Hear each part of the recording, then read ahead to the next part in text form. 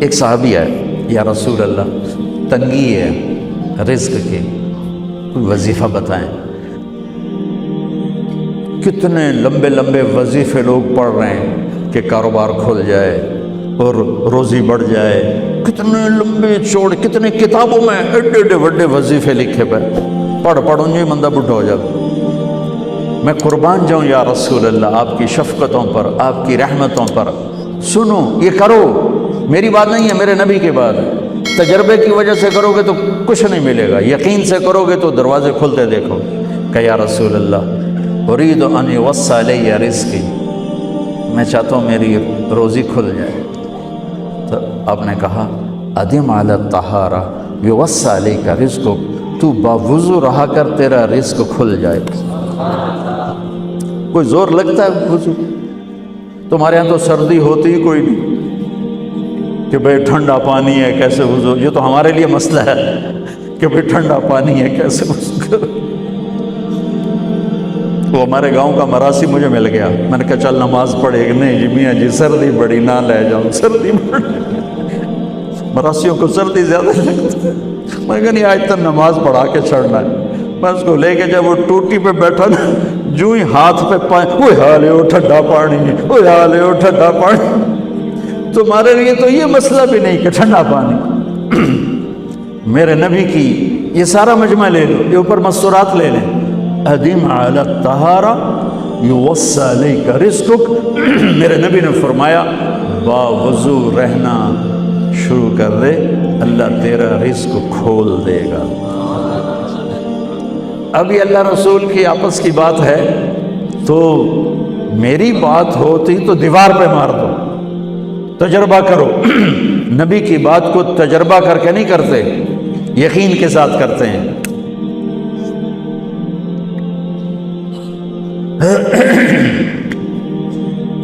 ادم علی الطہارہ یوسع علیک رزقک، باوضو رہا کر۔ اچھا باوضو رہنے کے اور فائدے، اللہ پیار کرتا ہے، شیطان ڈرتا ہے، اور وضو ہوگا تو نماز آپ ہی پڑھی جائے گی، چلو یار وضو ہے 4 فرض ہی پڑھ لو گی۔ ایک دفعہ شیطان آیا ہمارے نبی سے ملنے، تو آپ نے اس سے پوچھا تیرے دشمن کتنے؟ کہنے لگا 15۔ آپ نے فرمایا کون کون ہے؟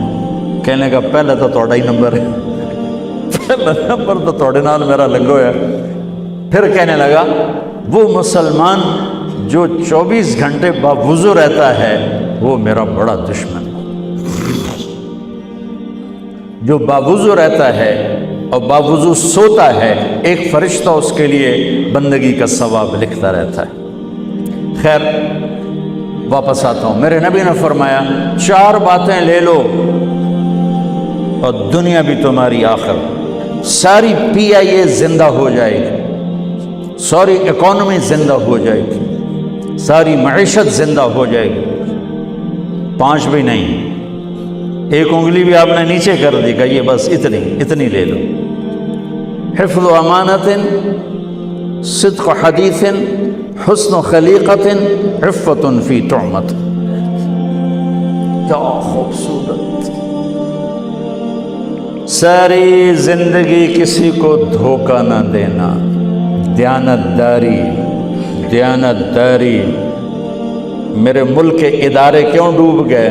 دیانت نکل گئی، کھوٹ آ گئی، دھوکہ آ گیا۔ میرے نبی نے کہا حفظ و امانت، کبھی امانت میں خیانت نہ کرنا، صدق و حدیث، کبھی جھوٹ نہ بولنا، ہمیشہ سچ بولنا۔ میرے نبی نے فرمایا میرا امتی ہر گناہ کر سکتا ہے، 2 نہیں کر سکتا، ایک جھوٹ کبھی نہیں بولے گا، ایک دھوکہ کبھی نہیں دے گا۔ میرے نبی کی 2 صفتیں ہائی لائٹ ہوئیں، صادق اور بولو کیا ہیں؟ کوئی اور بھی تو ہو سکتی تھی جس سے مشہور کیا، کعبہ قوسین بھی تو ہے، اور ادنا بھی تو ہے، واللیل بھی تو ہے سیاہ زلفوں والا، والضحیٰ بھی تو ہے روشن چہرے والا۔ کس سے مشہور کیا؟ صادق امین. اگر آپ مجھ سے سوال کرو، میں ممبر رسول پہ بیٹھا ہوں کہ مولانا صاحب سارے دین کو 2 لفظوں میں بتاؤ، ساری شریعت کو، تو میرے پاس 2 لفظ ہیں، سچائی اور امانت داری. آپ مجھ سے سوال کرو مولانا صاحب ساری دنیا کے کفر کو بتاؤ، تو میرے پاس 2 لفظ ہیں، جھوٹ اور دھوکے بازی. جھوٹ اور خیانت، پوری دنیا کا کفر ان کے اندر چھپا ہوا ہے. سچائی اور دیانتداری، پوری دنیا کا اسلام اس کے اندر چھپا ہوا ہے. دیانت اور سچائی یہ بیج کی طرح ہے، اور پورا اسلام پھر باغ بن کے پھلتا پھولتا ہے. جھوٹ اور دھوکہ یہ بھی بیج کی طرح ہے، پھر اس سے کفر کا جنگل کانٹوں بھرا جنم لیتا ہے. میرے معاشرے سے جھوٹ نکل جائے، دھوکہ نکل جائے، یہ پاکستان جنت کا ٹکڑا ہے. اور یہ حکومت کے بس کا نہیں ہے کہ وہ سب کو سچ بلوائے. یہ مجھے کرنا ہے، مجھے کرنا ہے، میں نے اور آپ نے اس کو شروع کرنا ہے. حضرت جریر بن عبداللہ یہ یمن کے شہزادے تھے، آخری حج پہ مسلمان ہوئے. اپنے نوکر سے فرمایا گھوڑا خرید کے لا، میں پیسے یہاں پیمنٹ کروں گا. وہ منڈی میں گیا، 300 روپے کا گھوڑا لے کر آیا. جب انہوں نے گھوڑوں کو دیکھا تو وہ قیمتی تھا، مالک کو پتہ نہیں تھا، اور یہ گھوڑوں کی نسل کے پہچاننے والے اس سے کہنے لگے تیرے گھوڑے کے 400 کر دوں؟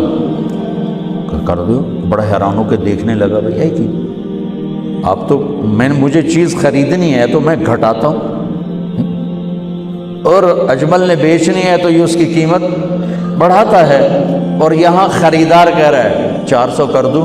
وہ کہنے لگے کر دو. 500 کر دوں؟ کہنے لگا کر دو. 600 کر دوں؟ وہ تھوڑا تھوڑا گھبرانے لگا، بھئی یہ چکر کی ہے. 700 کر دوں؟ 800 کر دوں؟ وہ کہنے لگا حضور تسی لینا تو لو، پر میرا مذاق تھا نا، تسی اٹھاؤ. کدی لین والے بھی پیسے بتائے، تسی میں 300 دے میں جاواں. کہنے کہ اس کو 800 دے دو اور گھوڑا باندھ دو. وہ حیران خوشی سے چھلانگے مارتا ہوا گیا. تو جب وہ چلا گیا تو نوکر نے پوچھا میں جب 300 میں سودا کر کے آیا تھا تو 500 کس خوشی میں بڑھائے؟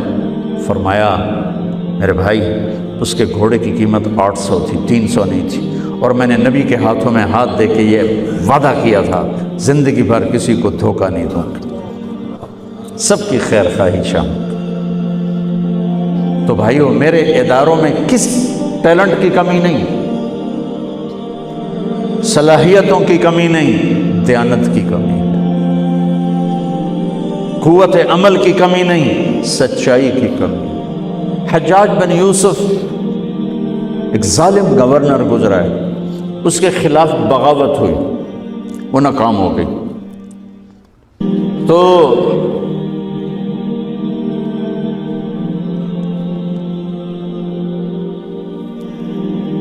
کوفہ میں ایک بزرگ رہتے تھے، ان کے بیٹے اس بغاوت میں شریک تھے. وہ چھپتے چھپاتے کئی سال کے بعد واپس آ گئے. ابن خراش ان کا نام تھا. ان کی سچائی مشہور تھی کہ ابن خراش جھوٹ نہیں بولتا.